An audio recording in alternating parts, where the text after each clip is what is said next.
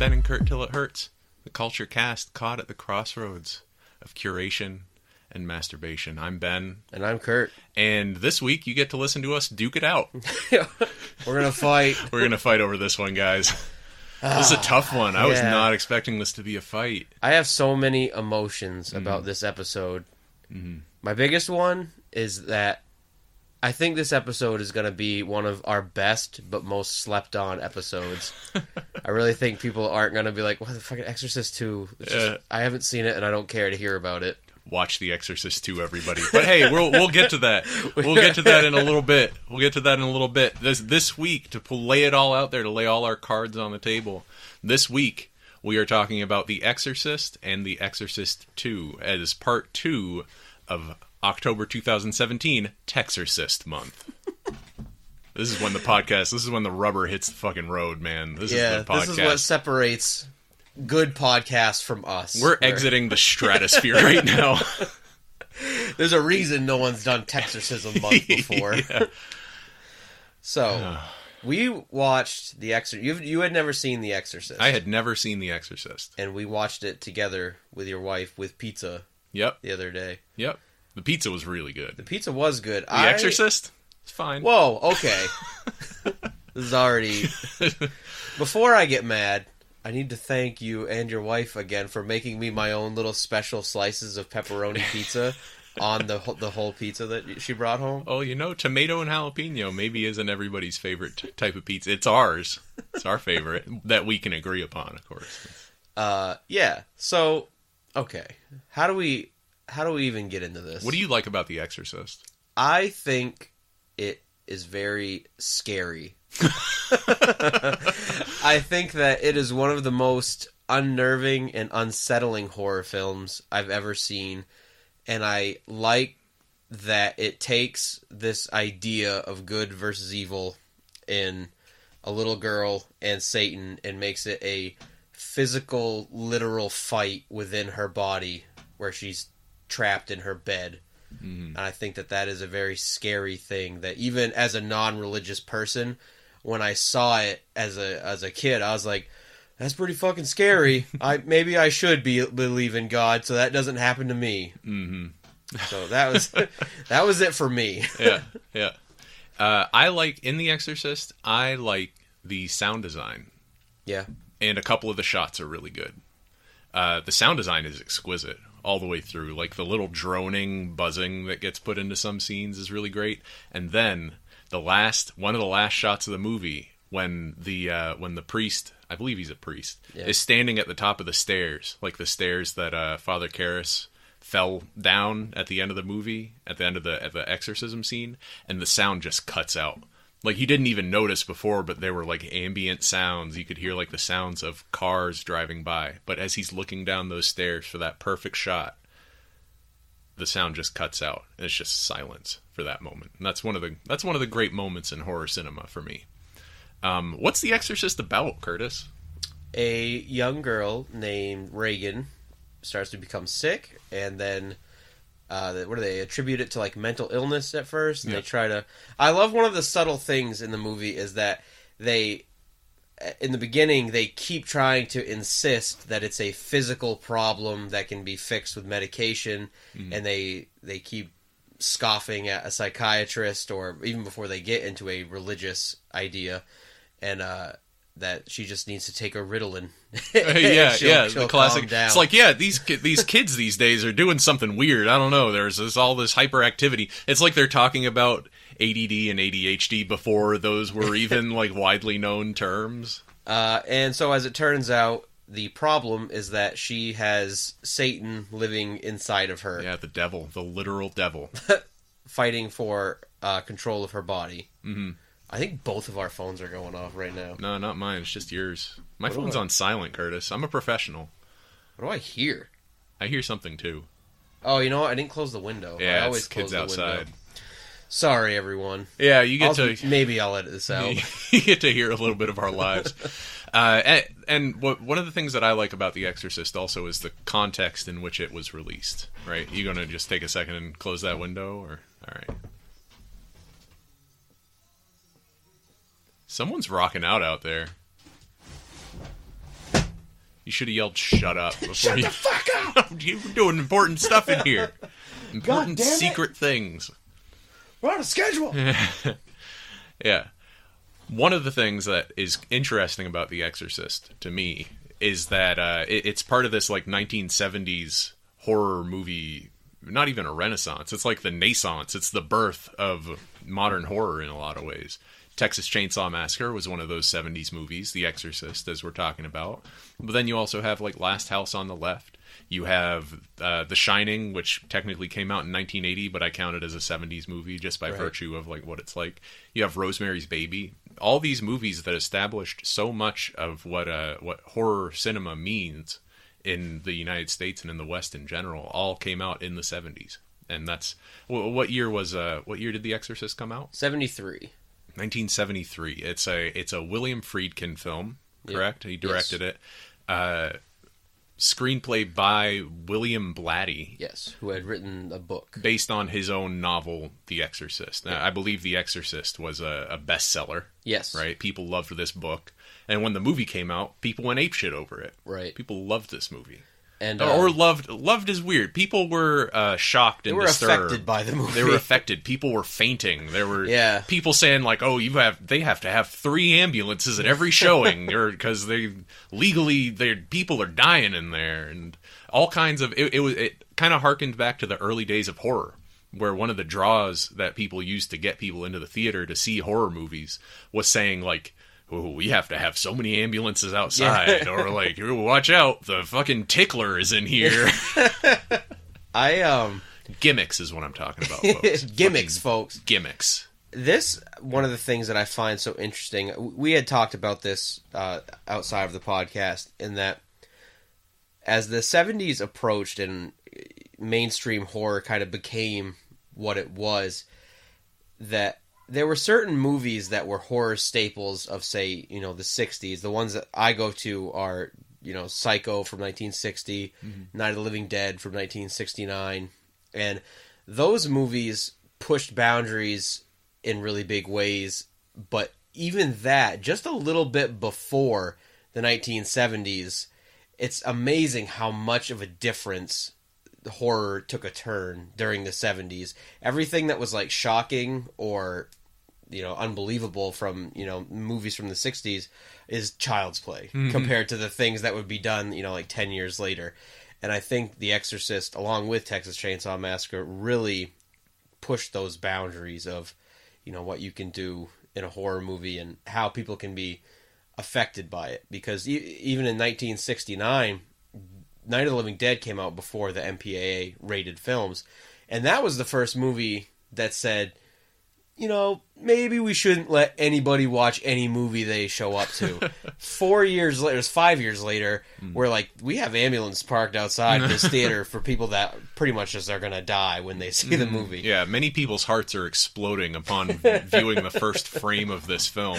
Yes, very bad. Yeah. So, okay. So that's what we have what it's about. Yeah. Let's dig in. Do we want to start arguing about this movie? Yeah. Because I don't really love The Exorcist.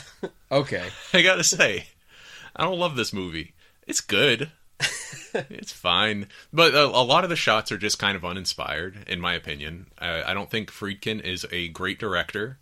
I think that the story is muddled, which is strange for me to say, considering I'm going to launch into a full-hearted defense of Exorcism 2 in but 30 minutes or so. But yeah, like the story didn't really connect with me. Maybe we can talk about the details of the story, because it's not just Reagan. Right. It's also Reagan's mother, and it's the priest, Father Karras. Yes. And it's the other priest, Father Marin? Yes, Marin. Yeah, Father Marin. So what's the deal with Father Karras? Tell me about Father Karras. Father Karras is a priest who is having a crisis of faith. He's losing faith in... Oh, God, yeah, I was going to say losing faith in faith. That's not right. He's losing his faith in belief, and his belief in faith, and his belief in God. He's going through some struggles within the church, and struggles with his home life, with his sick mother, who he can't afford to put in a better home. She lives in a tiny apartment where she's not really allowed to move because she has a broken leg, with no one to take care of her. It also makes a lot of allusions to the fact that Karras gave up a potential career as a promising boxer to pursue education and priesthood, which obviously isn't working out too well for him. So there's some regret on his end for his life choices. Yeah, and he's did you mention he's a psychiatrist? Yeah, I did not. He's a psychiatrist within the church, I believe. Yep. Right, which is one of the things that when the mother talks to Father Karras for the first time about getting an exorcism, he's like, oh, "Look, I don't know shit. Yeah. Exorcisms. Nobody does exorcisms anymore. It's all psychiatry these days. It's all schizophrenia and all that." So that's the deal with Father Karras. What's the deal with the mother? What's her whole thing? Yeah, what's her plot about? I can't remember her name, honestly, but she is an actor, and that's why they are in Georgetown. She's filming a film. God, I'm doing that a lot today. She's filming a movie. She's filming a film, and brings Reagan along for her shoots, and that's about. She's a non-religious woman who's separated from her husband and has. I want to say access. I'm totally at a loss for words today. That's okay. Has the rights to custody of Reagan, and she doesn't know what to do with the whole situation. She's pretty much desperate for a solution to why her daughter is behaving so strangely. And then at one point she has that like classic line that's in, I think, probably legally required to be in every movie about mental illness, where it's like, God damn it, 88 doctors and you can't tell me anything about what's going on. It's like, yeah, well, you just pretty much summed up everybody's frustration with every like repeated specialist visit ever. Yeah. Yeah. Oh, what, man, I just don't get it. Like, this movie left me totally cold. It's just bleak. It is just bleak and ugly all the way through. There's no, it's not even, I like movies that are hopeless. I like movies that are slow. I like movies that are, like, all these negative adjectives. I'm not a believer in the idea that movies need to have something positive to say necessarily. But I don't think that they need to be this fucking ugly either. Yeah, it's pretty dim. I don't even know if there's like a message that's like, I mean, there's a message. I don't know if it was intended, but God is real. There is the message. The message is that when teen girls rebel, all they need is a strong father figure in their lives. Oh, okay. That's the subtext of this whole movie. Is Reagan is experiencing puberty and she's like pushing back against the boundaries set for her by her single mother as a result of going through this experience, and yeah, it's symbolized by the possession by a demon. But you know how many times, like the whole witch trials thing, that was teenage girls pushing back against the boundaries of society, and people saying like, well, it's the devil, the devil's in them, better kill them, or like we better kill them, better trap them or hold them hostage until they stop rebelling against the boundaries of society. It's a horribly regressive message. I hate this movie. I love how apparently every episode we go into, we're not sure about how we feel about the movie, or we think we are when we talk about it. This movie's okay. Yeah. You know what? I fucking hate this movie. Well, this movie has some really good parts. Let's talk about some parts that we really like about this movie. Like specific scenes, all right? Okay. One of the specific scenes that I really like, and I only found this out reading Roger Ebert's review, because that's something that we should mention. We watched the director's cut, the 2000 director's cut that Friedkin went back in and restored some 10 minutes of material, I think.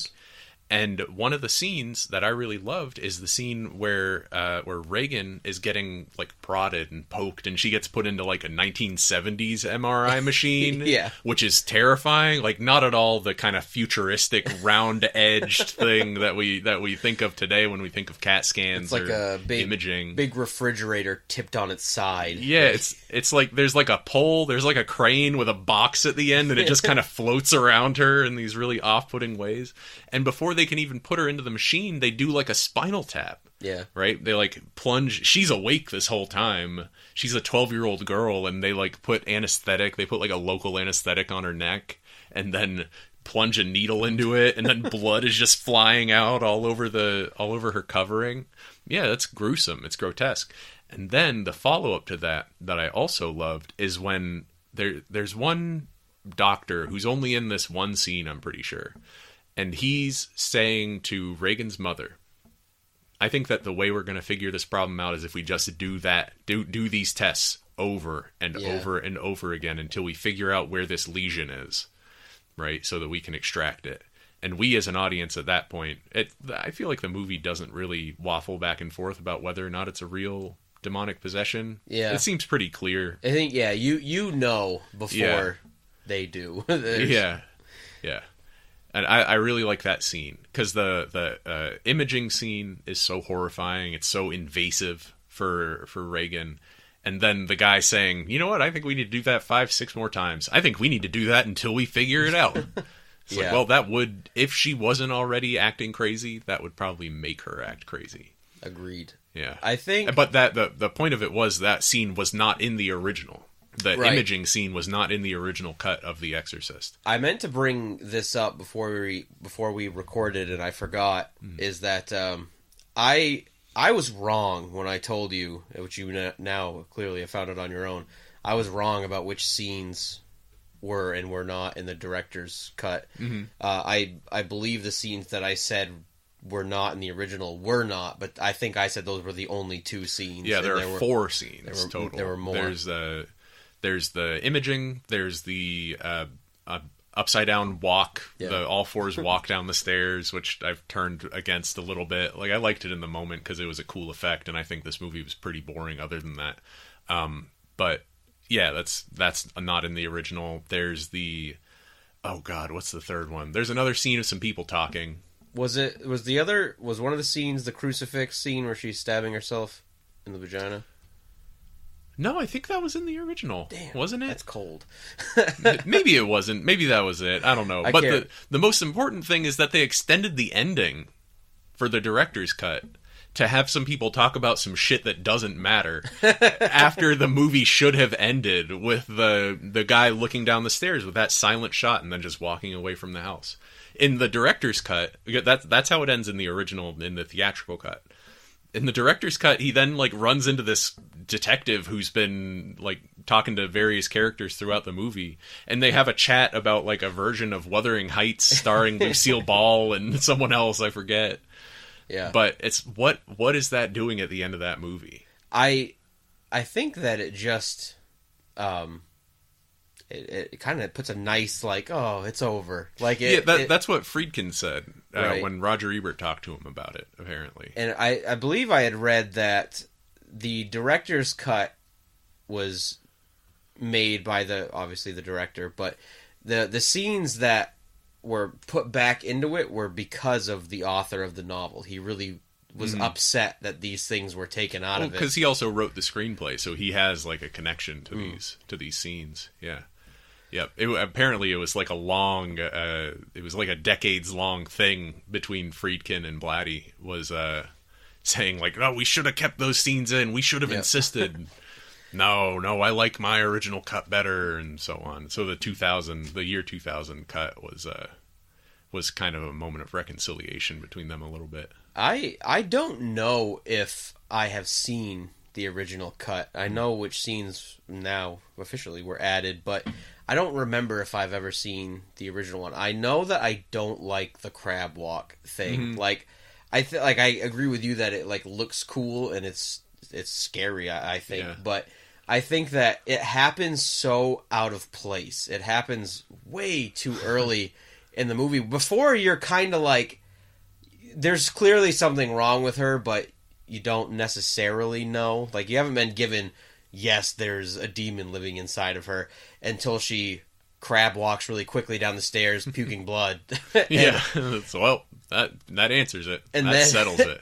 After that, when they show her, there's nothing that terrifying for a long time. Mm-hmm. And I think with that scene removed, it helps the pacing a lot. It slowly builds instead of peaking and then going back down and then building up to your big climax. Yeah. I think one of my other favorite scenes in the film was, maybe this is more of a tidbit than a scene, but with all the fog on the breath and stuff. Like, they actually refrigerated that room. That's dope. So that's pretty cool. That's a cool effect. that effect of just making it a refrigerator, and it was like 30 degrees in there. Yeah, just torture your actors. Yeah. Pretty much any scene that happens in Reagan's room, I enjoy. Mm-hmm. I think those scenes are great. It's everything outside of her room that leaves me just bored as shit. Just see, and what's strange to me about that is that I know that you do appreciate a good slow burner, and for me, The Exorcist is a good slow burner. So I'm not. It's just strange to me that it just feels like it goes nowhere. I think very slowly. When we had watched it this weekend, I've seen that movie numerous times, and watching it this time, I will say for the first time, I noticed that the scenes felt a little choppier, which, I mean, tends to kind of happen anyway, that when you watch a movie over and over again, you're like, oh, that's when that scene ends. You notice more of that type of stuff, but I liked all the tests and things, because I really like the character of Reagan, because I think she's like a cute, sweet little girl, and you don't want anything bad to happen to her, and all these bad things are happening, and, you know, things that are, she doesn't feel good, and I would assume that she's embarrassed by the fact that, you know, she sneaks down to the party and pees on the carpet in front of all these guests, and you know, just has these embarrassing things happen, and then has to go through this torture of having all these tests of what's wrong with me, we can't figure this out, we're just going to keep doing these horrible things to you. And then, I mean, that's as bad as it gets for, you know, any kid. And then it just goes worse when they're like, oh yeah, Satan lives inside of you. So I really feel for that. And I like even if it's a bit choppy, I like the slow increase of, this kid's life sucks, and I really wish it didn't suck. And then, you know, as it climaxes with all the Satan stuff. But that whole devil thing. That whole help me, I'm trapped inside. Yeah. Oh, the help me, the bumps, the like scarification bumps. That was help pretty me. cool. That's cool. Like, all the effects that have to do with torturing Reagan are awesome, but it really does feel like they are torturing a little girl. Yeah. And to what end? You know, like, it's fucking, it's freaky as hell, but like, you're just, it's, the way I put it when I was talking to Megan about it was, it's torture porn. Yeah. You know, it's like an early torture porn. And that's what, I went back and read a lot of reviews, and we can actually do a critic's corner about this movie, because I gathered 4 pretty good quotes. But what I noticed, even from the reviews that I didn't chop up for this podcast, was everyone talks about how shocking and how disgusting The Exorcist is. Mm-hmm. And I think that effect makes it feel a bit aged at this point. Because, like, think back to the 70s.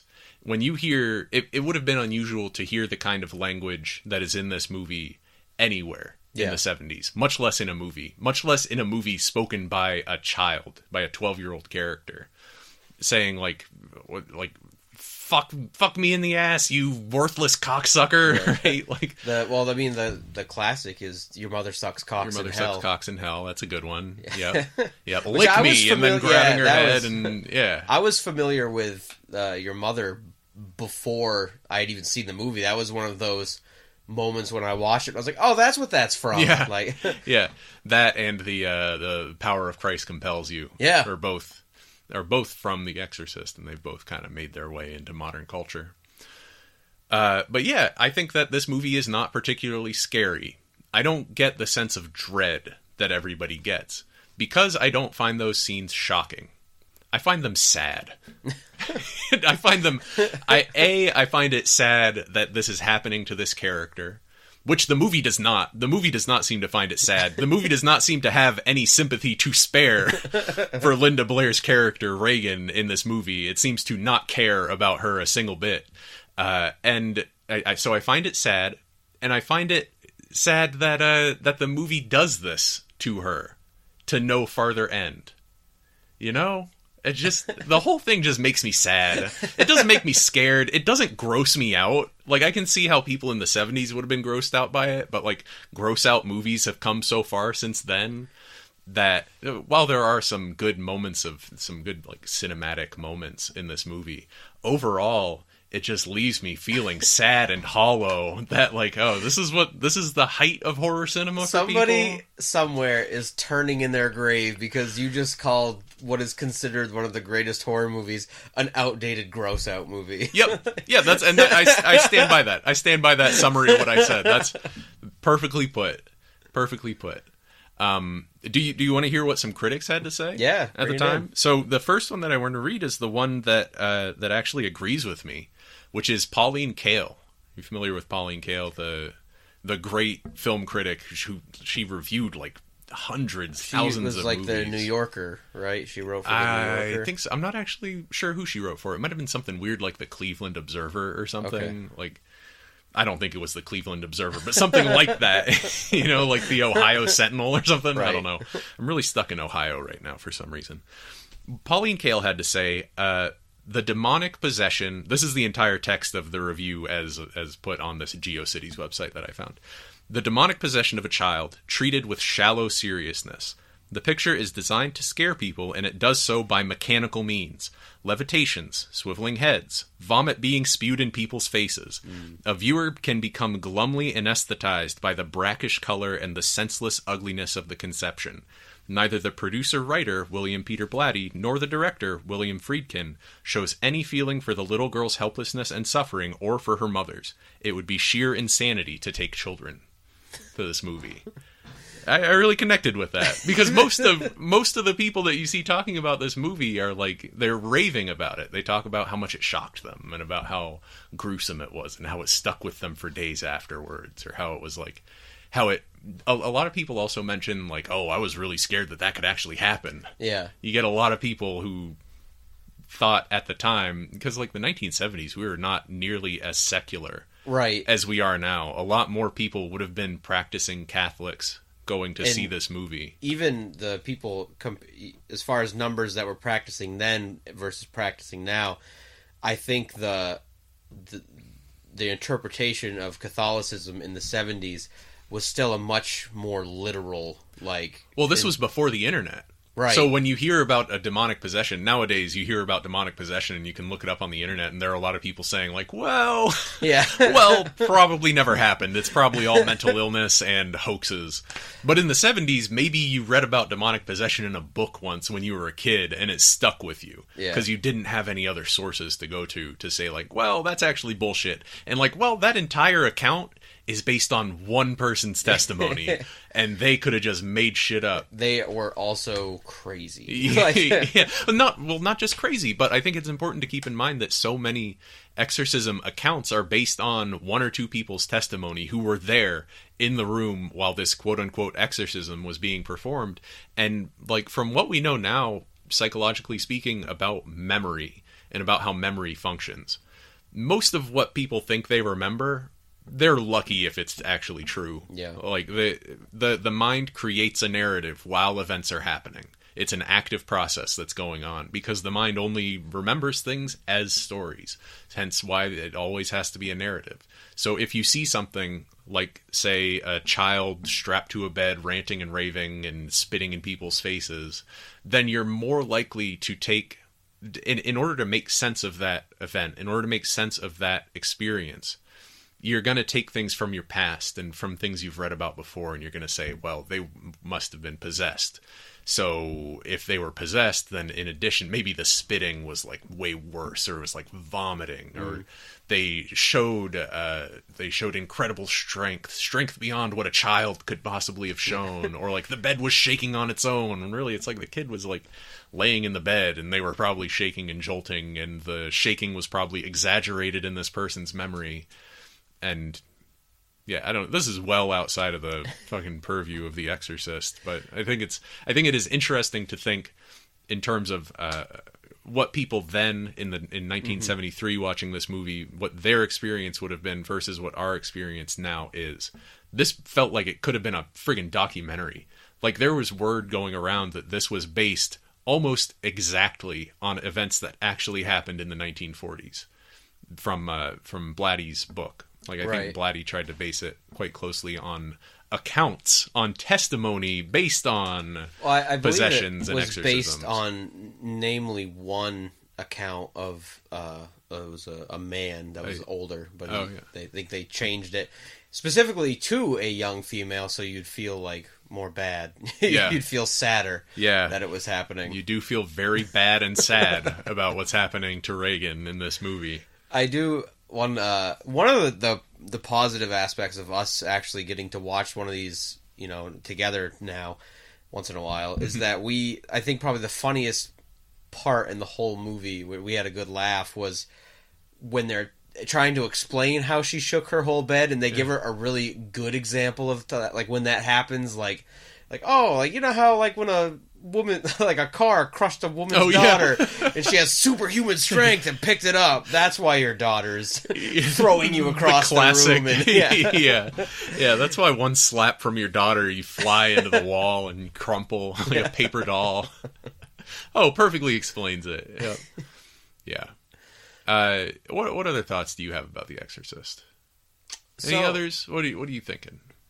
To me, the movie is still very effective. I really feel for the character, and I feel for all the characters in the movie. I don't really care about Marin as much. I actually, when you see the beginning where it takes place in Afghanistan, or was it Iraq? It was northern Iraq. Around Mosul, I believe. That is so different from the rest of the movie, which all takes place in Georgetown, that you almost forget that even that whole thing is in the beginning. And then when they brought, the first time I saw it, maybe the first couple times, they brought him back, and I didn't even connect that it was the same guy. And then he finds the little talisman head or whatever, and like, oh yeah, shit, completely forgot about the first half hour of this movie. Yeah, they don't really drive the point home, I don't think, with the beginning of it. I mean, that's Max von Sydow, so I can't stop thinking of it. Anytime Max von Sydow is in a movie, I'm just thinking to myself the whole time, man, I can't wait for Max von Sydow to show up again. What's that, from The Simpsons, Poochie? Anytime Poochie's not on screen, people should be asking, hey, where's Poochie? I don't know. That's a good part from The Simpsons. But I do love the beginning in Iraq at the archaeological dig, watching Father Marin just kind of slowly unravel. And it's mostly free of dialogue. It's mostly just this one character kind of walking around this town and going progressively insane as it's ripped kind of right out of the Lovecraft playbook. He has been exposed to ancient knowledge that his brain can't handle, so he's wandering around and his skin becomes more pallid, and his daily experiences take on this tone of existential dread that all felt very Lovecraftian to me. And I did like that a lot. And I like Father Marin a lot, which is one of the things I like about the second movie. Because Max von Sydow gets some good shit to do in that movie. I don't want to speak too much about the second movie before we put the first one to bed, but before we tie the first one in its bed and exercise it. I like the Middle Eastern scene in the first movie, and I really, really appreciated it when I was watching the second one, and their scenes of Africa feel like a set from Power Rangers. Yeah, it's awesome. It's rad. It's very much. They really when they're actually filming in Iraq in the first film. They're all these really great shots of we're in Iraq. Look at this giant excavation site, and we cut through these narrow alleyways of merchants and seedy scariness. And then it's just so cringy to me in the second one, where we're gonna pretend we went to Africa.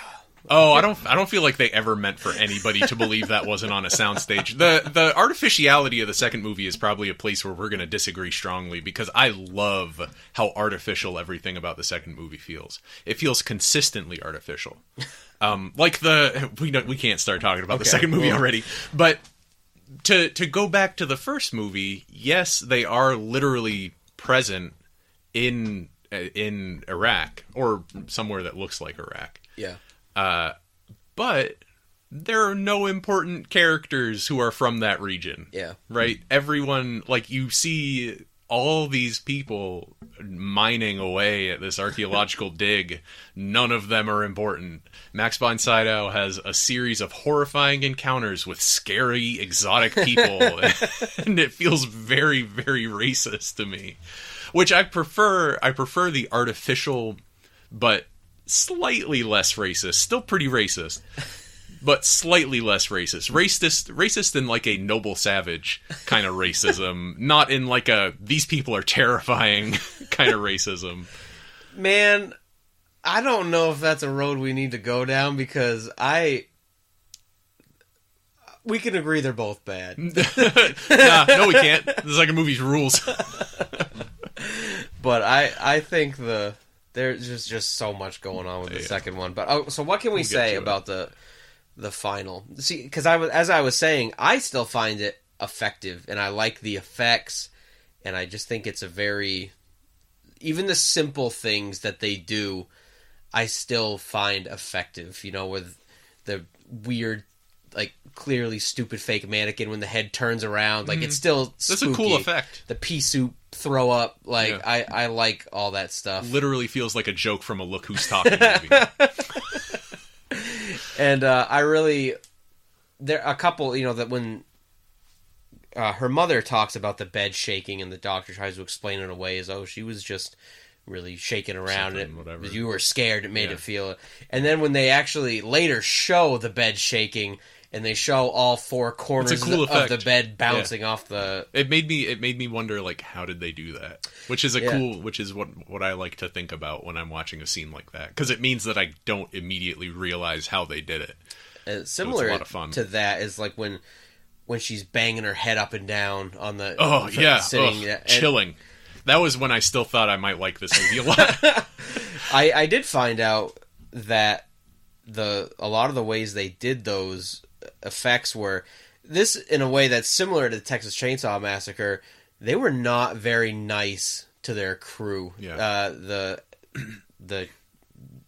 mother and the daughter were both had were tied around the waist, and they would not be told when they were going to be yanked across the room because they wanted like the real screams genuine and effect surprise of being ripped across the room by your waist. And I think there's just that.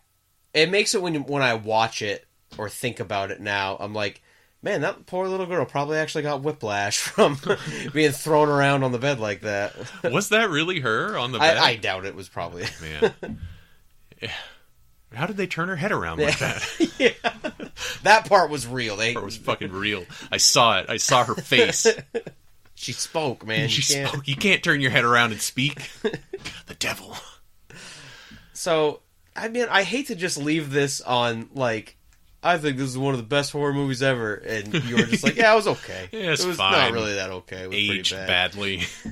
But I guess that's how we feel, though. I guess that's where we're gonna end up. Yeah. So I think for me, though, I think I have more to say about the second one. Good. Especially where we disagree so much. I love The Exorcist to The Heretic. I do not.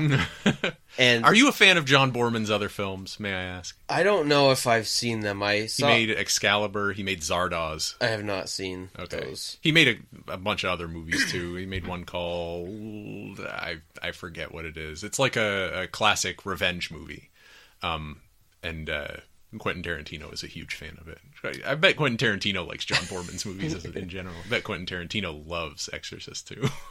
So when I was watching it, this was the second time during Texorcism month that I've second guessed this idea.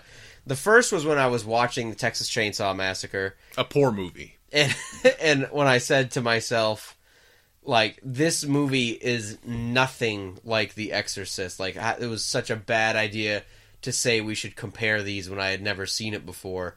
And I came completely around on that. I think these two movies are the perfect movies to compare to each other. I think they're perfect movies to compare to Texas Chainsaw Massacre 1 and 2 also. 2, I agree.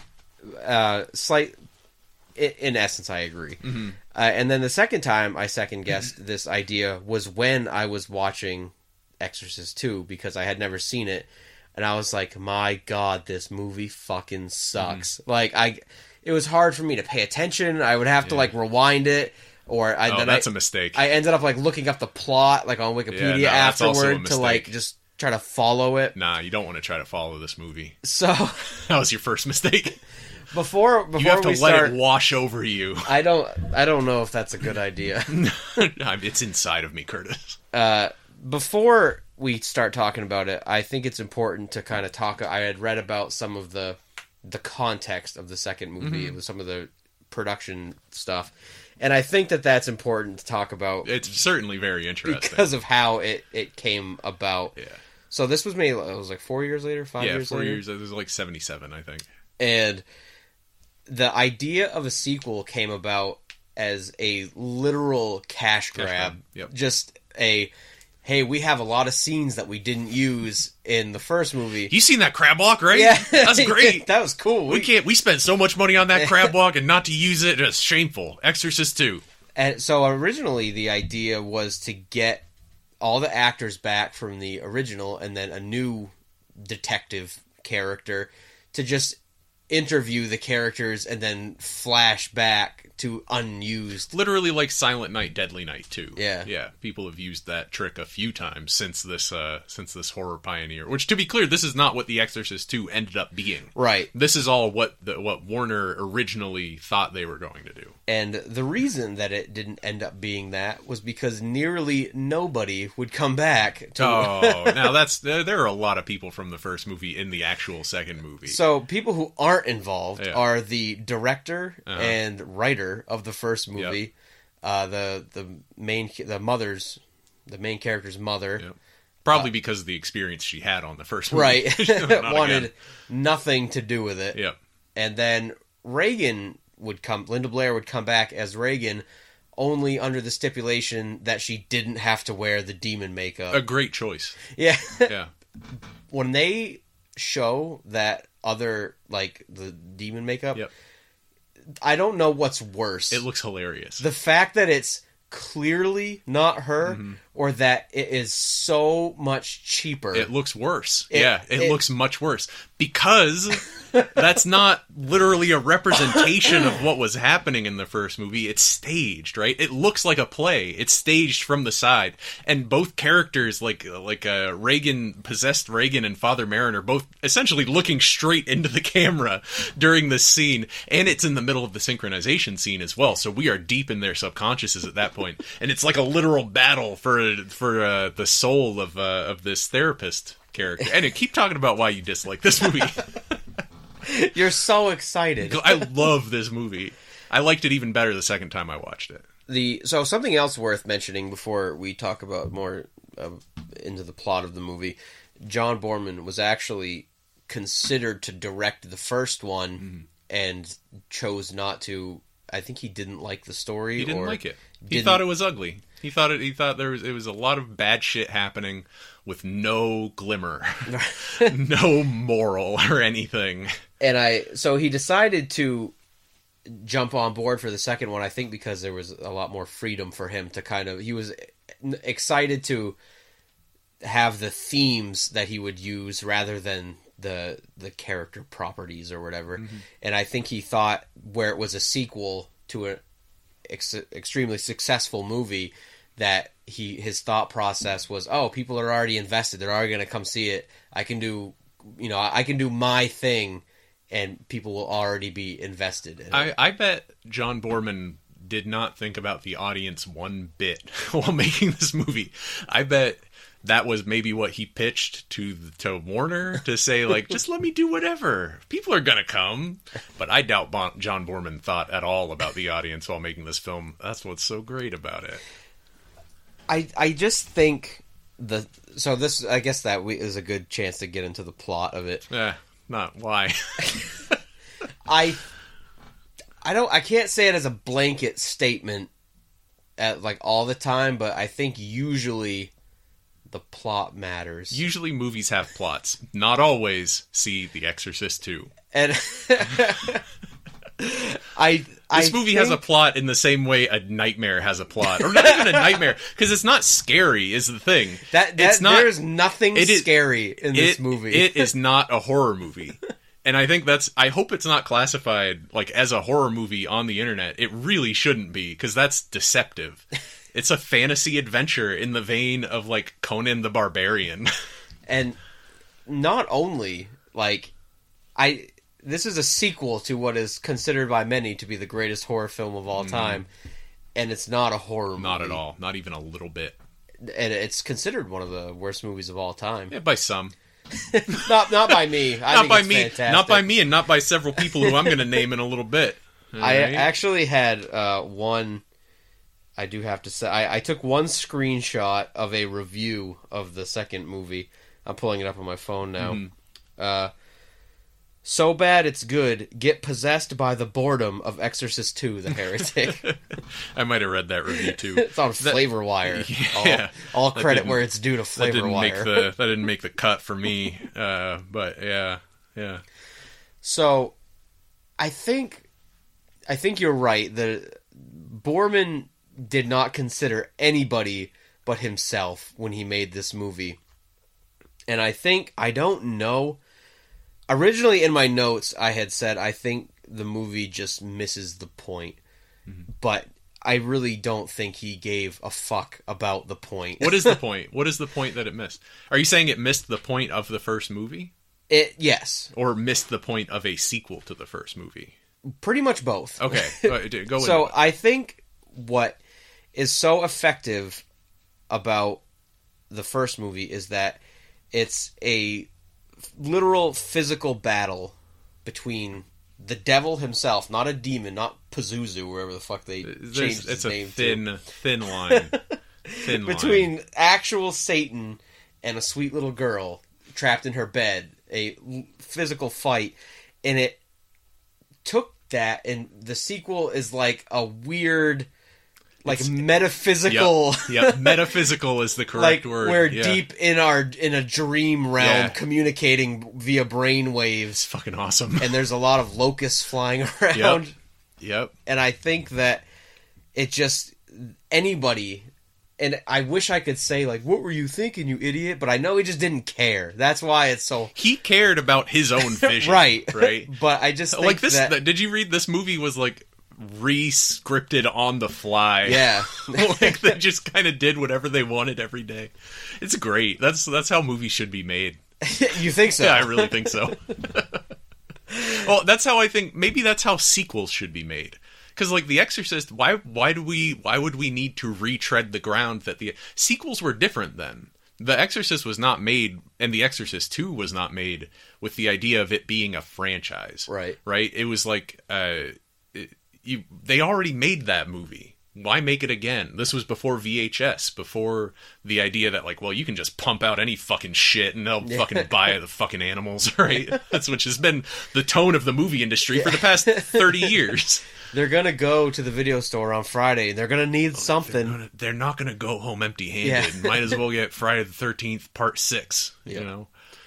So I think that is just where it's such a far stretch from what I considered a good movie that the whole time I was just baffled. Mm-hmm. And I think that it would have been better if it didn't have Linda Blair in it. Mm-hmm. Like if it was just in the vein of The Exorcist rather than 5 years later for the same little girl. I think Linda Blair is great because she turns in as terrible a performance as everybody else does. Yeah. And I think that everybody turning in almost like uniformly poor performances is how Pauline Kael put it in her review.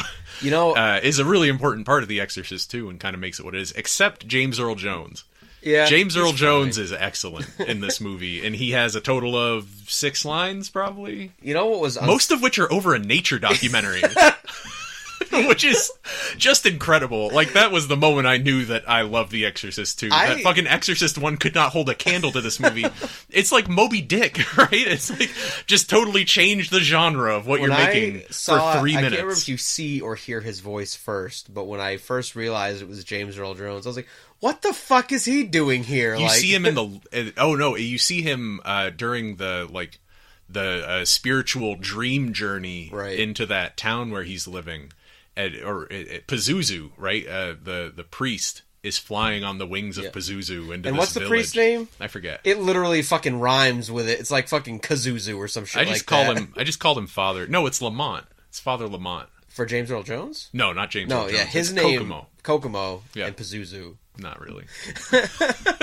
It's a stretch. It's definitely not. That sounds African. Fucking fuck it. Like I think I actually think it's supposed to sound like Cocoon to continue with the bug, all the bug stuff that this movie is interested in.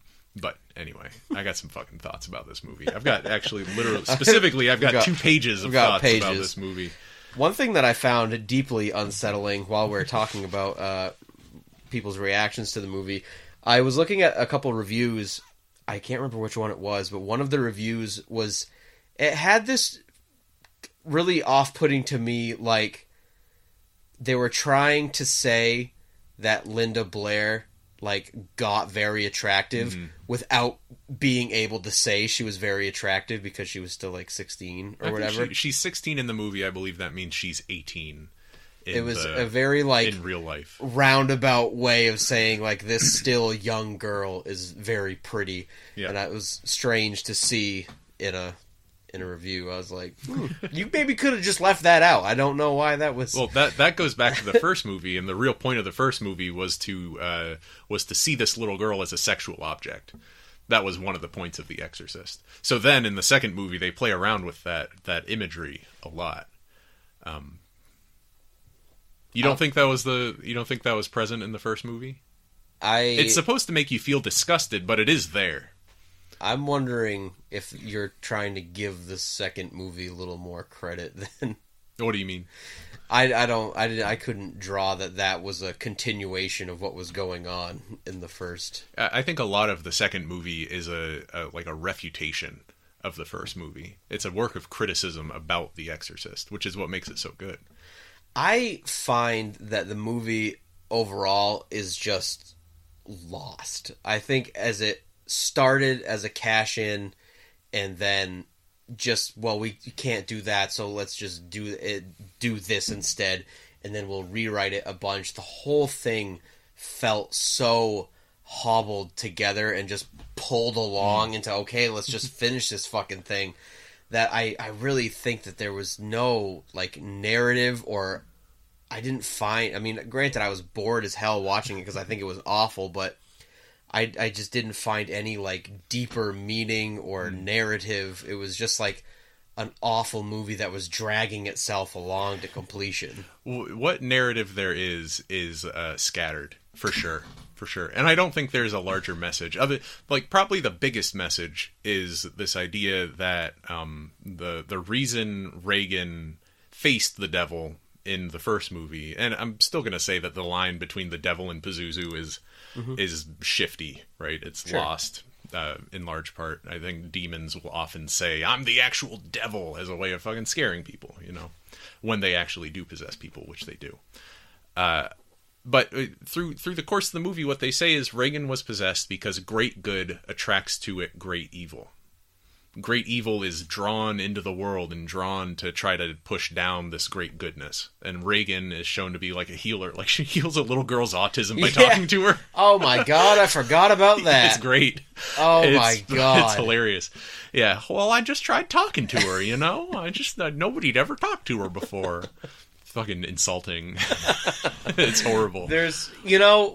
I think that the Texas Chainsaw Massacre does a much better portrayal of mentally handicapped people than The Exorcist 2. Yeah, The Exorcist 2's portrayal is there was some nice aspects of Texas Chainsaw Massacre. With their portrayal of Leatherface. There's kind of some, you feel bad for him a little bit. The movie cares way more about Leatherface than it does about any of those actual dirty teenagers. Hippies. Yeah, Leatherface. Yeah. It has a lot of real love for the character of Leatherface, which comes through in the movie. Anyway, this is all we'll kind of get into that.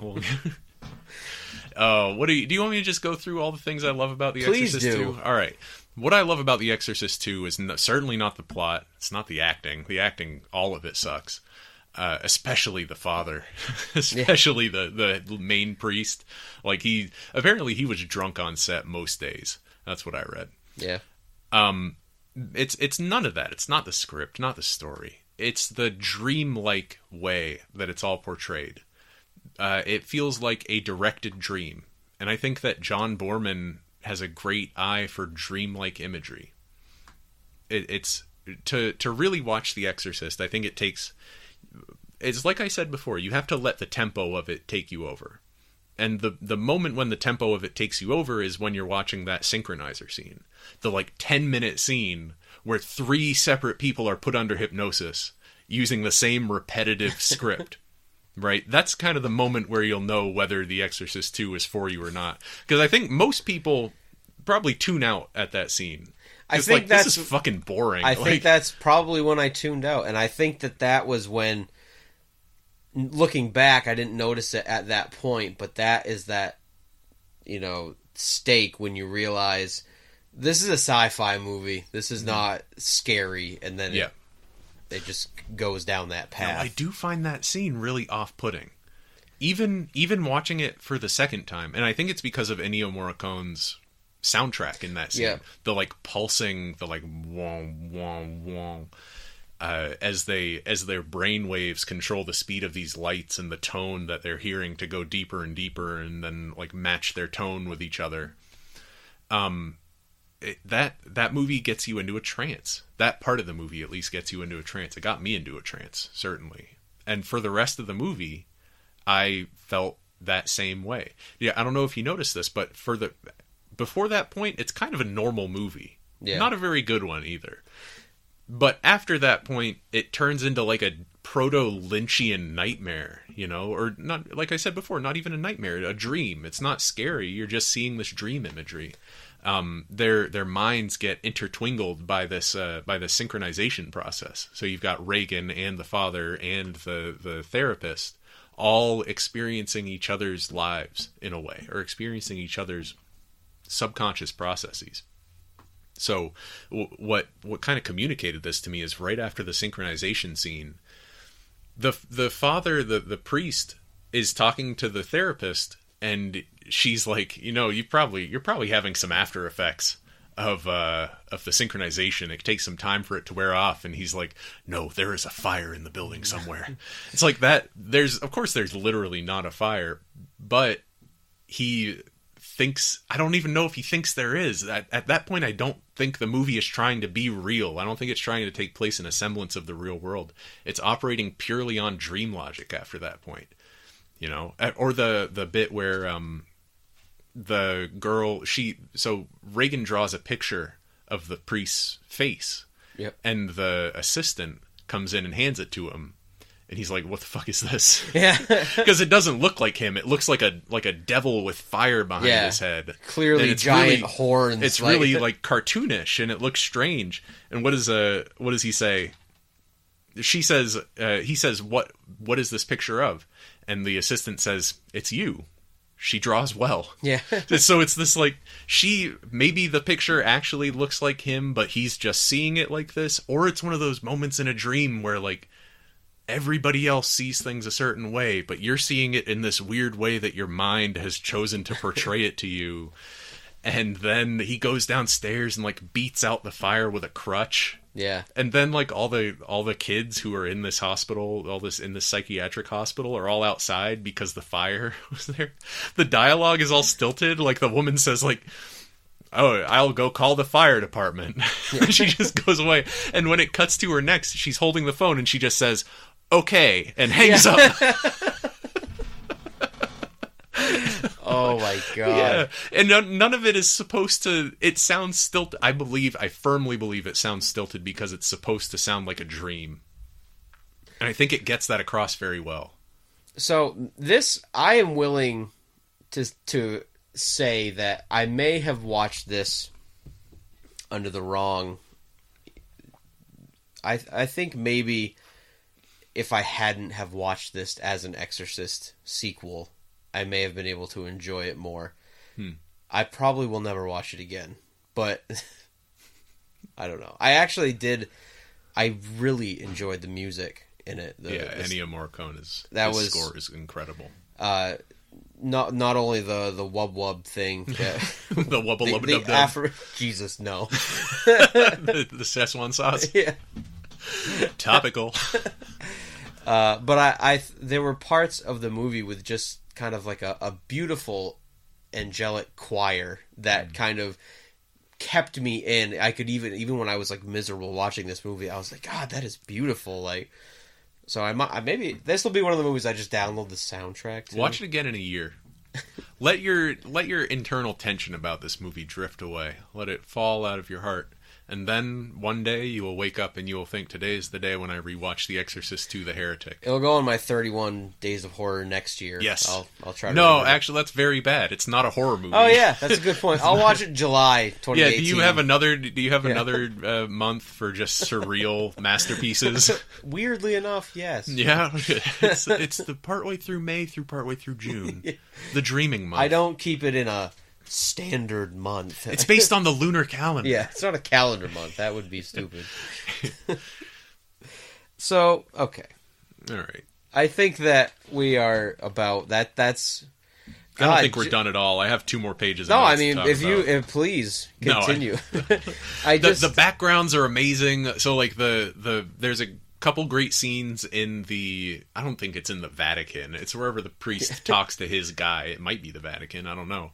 But they have these conversations in front of a background of just a painting, like a fresco of the crucifixion. Yep. So they're having this normal guy conversation, this normal priest conversation, rather. And just in the background, you're just reminded this is all kind of about Christ. This is all kind of about this fucking central imagery of the religion. This is all about torture. And this is all about death, what they're talking about. It's veiled behind layers and layers of other stuff, but in the backs of their minds, you know that background is portraying truly what they are thinking about. It's a great movie. Then there's all this stuff about there's all those parts in the Natural History Museum. Specifically, there's one conversation between Father Lamont and Reagan, where Reagan has like run away, and she's in the Natural History Museum. Father Lamont finds her there, and they have a conversation where, as they're talking, the camera kind of pans with them in front of all these dioramas of various natural history scenes, and it gives this odd tone to the conversation that they're having, because it just makes you think, it makes you think. Specifically, what it made me think about was that in most of the dioramas that they go in front of, it's animals focused on one thing. And then in the last one, as they say something about facing in all different directions, in the last one, all the animals are facing in all different directions. And it has something to do with this idea of the locusts making each other crazy by rubbing their wings against each other. This idea that, like, I don't even know. I don't know if it's a coherent theme, but it crops up all over the place, especially in the scenes later on in the movie where Father Lamont has been possessed by Pazuzu. And they're walking through bus terminals, I think, or train terminals or something. Yep. And there are people all around them, and they're all rubbing against each other, but nobody's talking to each other. Nobody's interacting with anybody else. And you have to kind of contrast that to the scene where Father Lamont takes communion in Africa, in this African village, where everybody is dancing, and they're all rubbing against each other, but they are part of one movement. Again, a little bit racist, but it's not super racist. Not as racist as the beginning of The Exorcist, in my opinion. Because I don't even know if it's trying to make a value judgment. I don't know if it's trying to say, like, this is the correct way to live. Africans know how it really is, and fucking white Americans are stupid. But it is an interesting comparison. Because Father Lamont, at that moment, is kind of at his lowest. And he is clearly terrified by what's going on around him, with all these people dancing and all this, and he's getting, like, jostled around. I just love watching him get jostled around in that scene also. I think it's hilarious. And then he, like, takes a form of the communion. He, like, eats a wafer and drinks from a goblet handed to him by a priest of this local religion, which goes into the whole colonialism thing, right? Like, white people brought Christianity to Africa, And then when they left, or when the missionaries left or stopped, doing as much teaching in Africa, vestiges of that religion stuck behind. And it creates some really interesting scenes of religiosity in Africa through the years following the colonialism, that crazy colonialism. So that's one of the things I love. James Earl Jones in the locust costume, such a good scene. He tells him, you got to test your faith, you got to cross over the spikes. And Father Lamont's faith is completely shaken by that point. He doesn't even believe that he's not going to get hurt. He's trying to hold himself up on the walls. And of course, his foot the spikes go right through his foot, straight through his foot. And before that, James Earl Jones has just spit a peach or something onto the spikes in slow motion, and it gets punctured. But then as soon as Father Lamont falls, it transitions over, and you find out, well, maybe you don't find anything out. You find out that whatever role James Earl Jones's character, whatever role Kokomo played in the worship or belief in Pazuzu, was similar to the role an entomologist plays in studying insects, in studying the behavior of locusts. Because James Earl Jones, immediately after being shown in this full priestly garb as a high priest of Pazuzu, it then transitions over to him as a person who is studying locusts, or who is studying locust swarms and how they emerge from normal grasshopper behavior, and has figured out, or thinks he's figured out, a way to introduce a good locust to the mix. A locust that actively calms down the other locusts when they're flying into this fit of locust mind rage. And then there is a nature documentary for about a minute and a half.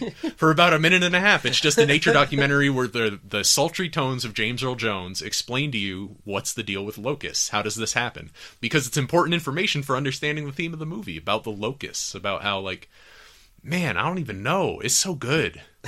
I love this movie.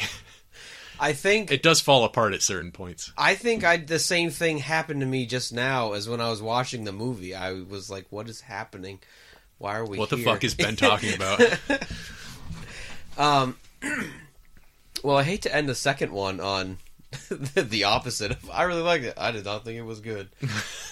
But I do want to ask, though, is there anything else we have to say about The Exorcist 2? I have a lot to say about The Exorcist 2, but I'm not going to get into it here. Well, we should do an Exorcist 2 commentary track. I would do that. Yeah? We can do that. I've got just some choice lines. When Reagan is talking to the little girl with autism, and the little girl asks, "What's the matter with you?" And Reagan says, "Oh, I was possessed by a demon." Yeah, I'm all better now, though. I'm better now, though.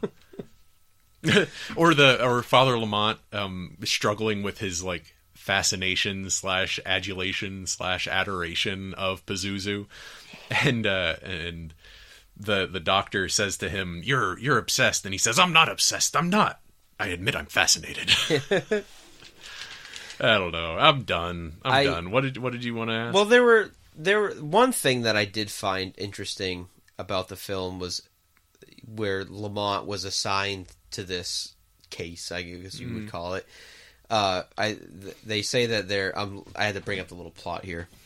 They say that Marin from the first film is facing posthumous heresy charges because of his controversial writings, and it's literally the idea behind this is Buddy Christ from Dogma. They're just trying to we don't want to acknowledge that Satan's definitely real and possessed this little girl, so let's just let's figure out what really happened, and then maybe we can try to push that under the rug. I actually was really surprised by that stance on it, because I feel aside from Buddy Christ, usually a lot of especially from the 70s, I think a lot of the narration for how to believe in religion was well, you fucking better. And I think you better. I think it was a very interesting choice to kind of pitch it as, we're trying to sweep this type of stuff under the rug because we don't want people to be scared away from Catholicism. Yeah. But I want to know, next time we'll be talking about Texas Chainsaw 3 and The Exorcist 3, which should be interesting. Should be fun. I do want to know, like I had said before, I had kind of questioned whether these were good movies to view together, and it turned out that, we both agreed that they're like perfect movies to view together. I think we might think that for different reasons. Well, what do you think it? Well, I like that they're made within The Exorcist and Texas Chainsaw Massacre are made within a year of each other, and both of them are considered, two of the scariest movies ever made, and I think that they approach horror from complete opposite ways. What I find so scary about Texas Chainsaw Massacre is this like just raw, visceral horror, and I had mentioned it last time a review James Rolfe did, where he said, the scariest thing isn't that it happened, but it could happen.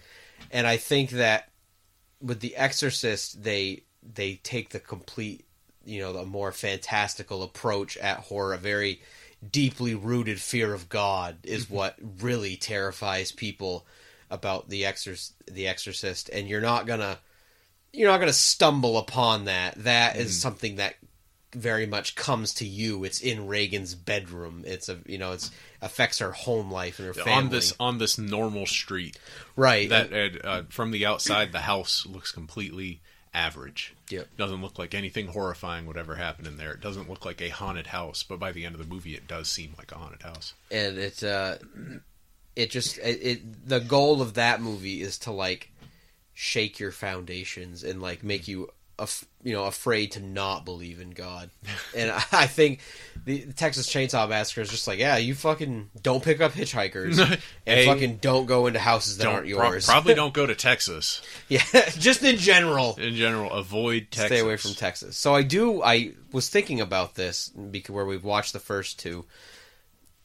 If you were going to do like a double feature of The Exorcist and Texas Chainsaw Massacre, which order would you have somebody watch them in? The originals? Yeah, the originals. I would probably have them watch The Exorcist and then the Texas Chainsaw Massacre.